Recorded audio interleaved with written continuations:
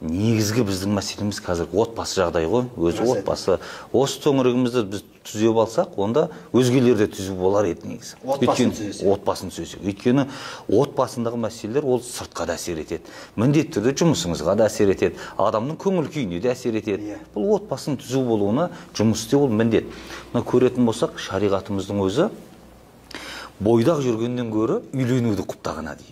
Өйткені отбасы болуы деген ол береке ол. Алла Тағала береке берсе, үйленген адамға береді. Жаңа ауызбіршілігі татулығы тәтті болған, татулығы бар болған, бірлігі бар болған отбасына Алла Тағала бақ берекені үйеді.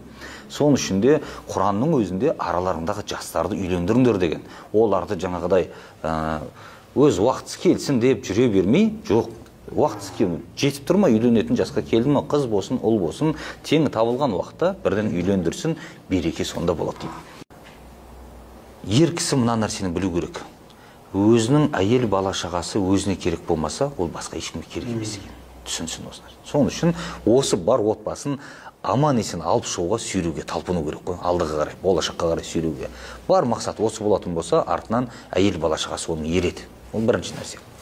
Ал енді әйел кісілер тарапынан айтатыным, күйеуінен асқан адам жоқ екенін білу керек. Тіпті бұл күйеуі өзінің төркінімен ұрысып жатса да күйеуінің сөзін сөйлеу керек қой. Өйткені бұлар бір отбасы.